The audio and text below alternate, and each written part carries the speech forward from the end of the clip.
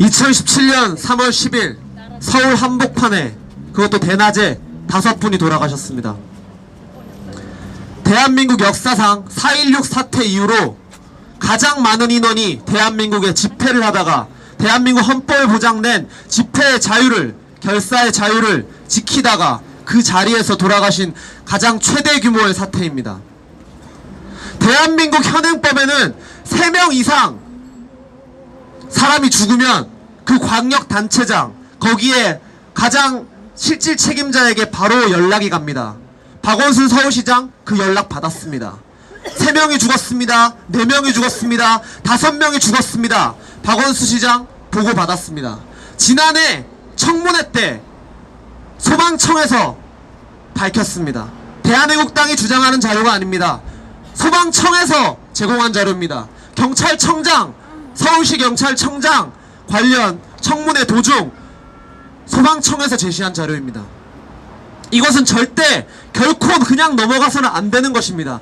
그분들이 그냥 지나가다가 자연사한 게 아니고 교통사고 당한 게 아니고 각자 놀러가서 다친 게 아니라 대한민국의 헌법에 보장된 집회를 하다가 5분이 경찰의 과잉진압에 의해 돌아가셨습니다. 한 분은 경찰이 공중에 설치한 대형 스피커가 떨어져서 머리에 맞아서 피를 낭자하게 흘리며 돌아가셨고, 나머지 4분은 경찰이 뒤로 물러서지 않고 저지선을 설치해서 뒤에서 흥분하여 앞으로 밀고 들어오는 같은 태극기 동지들 발에, 그리고 경찰들의 저지선에 막혀서 그렇게 돌아가셨습니다. 경찰들이 조금만 뒤로 물러주었더라면, 경찰들이 조금만 그 밀려서 압사당하고 있는 국민들이 다른 방향으로 나갈 수 있도록 길을 틔워주었다면 그분들은 아마 살아계셨을 겁니다.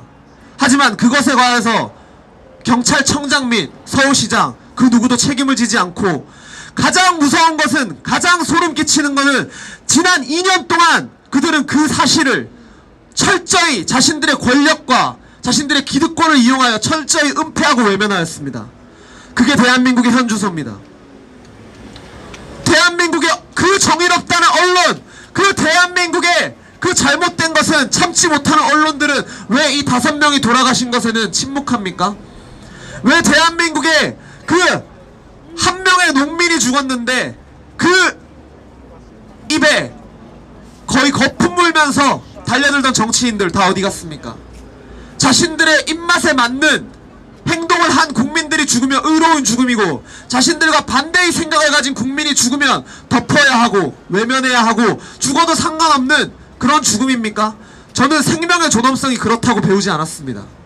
그 어떠한 생명이라도 그 생명에 맞는, 삶의 무게에 맞는 대우를 받아야 된다고, 그게 생명의 존엄성이라고 배웠습니다. 그리고 그 사람이 우리 대한민국의 국민이라면 누구라도 그것을 더욱 보장받아야 된다고 저는 생각을 합니다. 2017년 3월 10일 대한민국의 5 국민이 돌아가실 때 그들이 무슨 흉기를 들고 죽창을 들고 뭐 그렇게 싸우다가 돌아가신 게 아닙니다. 한 손에 태극기 들고 입에는 탄핵무효를 외치며 잘못됐다고 생각하는 판결에 자신들의 정치적 자유를, 의견을 표현하다가 압사당하고 스피커에 맞아 돌아가시고 그렇게 돌아가셨습니다. 여러분, 저는 박근혜 대통령 탄핵이 잘못됐다고 생각하는 올해로 29살 91년생 청년입니다. 제 친구들, 그리고 지난 시간 동안 많은 주변에 알고 있던 지인들이 왜 너는 그렇게 생각하냐고 물었습니다. 그런데 여러분, 죽었다 깨어나도 아닌 건 아닌 겁니다. 잘못된 건 잘못됐다고 말하는데 그것을 부끄럽다고 생각하지 않습니다. 기원이 시작될 때, 기원 전과 기원 후로 나누는 사건이 벌어졌을 때, 예수가 이스라엘 땅에, 로마 땅에 재림했을 때, 본디오 빌라도가 예수를 재판장에 세울 때 누구를 상대로 재판장에 세운 줄 아십니까? 이스라엘 백성들을 상대로, 이스라엘 족속들을 상대로 재판장에 세웁니다. 뭐라고 세우느냐? 본디오 빌라도가 묻습니다.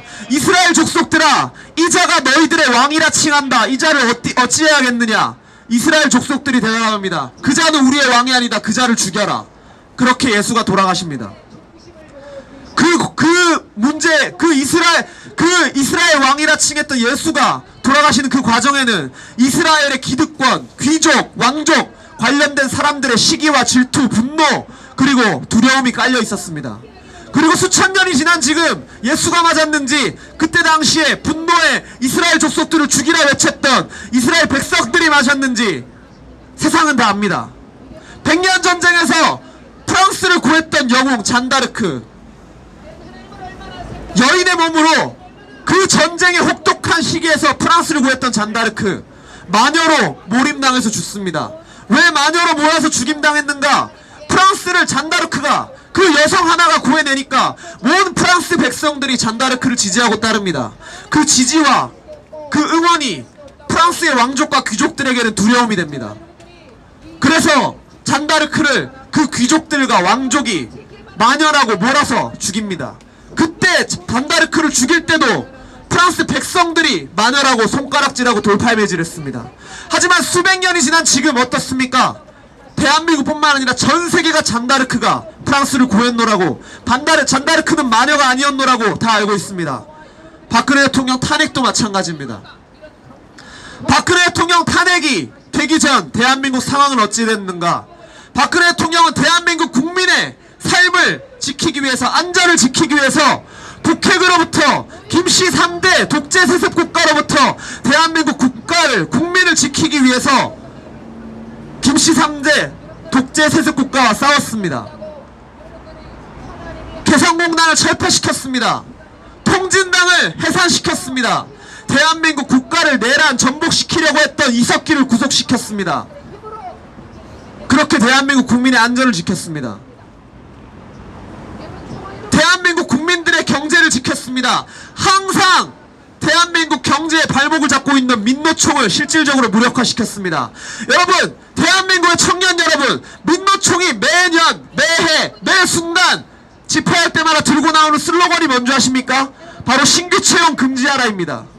신규 채용을 금지하여 기업이 더 많은 사람들을 뽑는데 돈을 낭비하지 않아야 자신들이 더 많은 돈을 뜯어먹을 수 있고 자신들이 더 편하게 오래 근무할 수 있기 때문입니다. 박근혜 정권 당시 박근혜 대통령이 찬성하지 않았는데, 대한민국 정권이 주도하지 않았는데 국회에서 대한민국 일하는 기업인들 그리고 피고용인들 정년을 2년 연장시킵니다. 대한민국 2년 정년 연장, 청년 취업에 어떤 영향을 미칩니까? 2년 동안 기업이 제대로 된 청년들을 고용할 수나 있었겠습니까? 그래서 도입된 것이 바로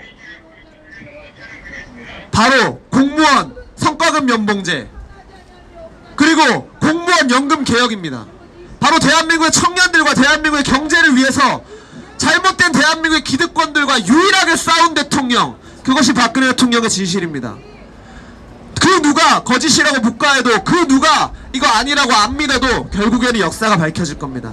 저는 그 역사가 밝혀질 것을 알아서 제 삶을 살아도 상관없지만, 그래도 대한민국의 청년 한 명이라도 그 진실을 외면하지 않은 사람이 있었다고 역사에 남기기 위해서 이렇게 싸우고 있습니다. 여러분, 그게 진실입니다. 2017년 3월 31일 박근혜 대통령이 구속되고 작년해 대한애국당에서 외신 기자들과 만날 기회가 있었습니다. 외신 기자들에게 물었습니다. 1년 넘게 전 세계적으로 정치인들이 부정부패를 저지르고 그 물증이 나오지 않은 사례가 있었는가? 기자들이 없다 그랬습니다. 그리고 박근혜 대통령은 물증이 나오지 않았냐고 오히려 반문했습니다. 하지만 나오지 않았다고 대한애국당은 대답했고, 그 1년이 지난 오늘날에 그 기자를 다시 한번 만날 수 있었습니다. 근데 그 기자가 말했습니다. 정말 놀랍게도 대한민국 언론이 말하는 것과 정말 다르게도 단 하나의 물증도 발견되지 않았다. 자신도 놀랐다. 이게 어떻게 자유민주주의 국가 그리고 21세기에서 벌어질 수 있는 것인가? 이게 놀랍게도 사실입니다. 그것이 현주소이고요. 그렇기 때문에 그 잘못된 현주소 바로잡기 위해서 싸우고 있습니다. 그 바로잡는 길, 그리고 그 잘못된 역사의 현실, 3월 10일 참사, 그리고 박근혜 대통령 탄핵에 대한 진실, 그것을 밝히기 위해 대한애국당 끝까지 나아갈 것입니다. 대한민국의 그 길이, 대한민국의 진실이 그 길에 있다고 생각하고 절대 대한애국당은 꺾이지 않을 것이고 국민과 함께 갈 것을 약속드립니다. 감사합니다.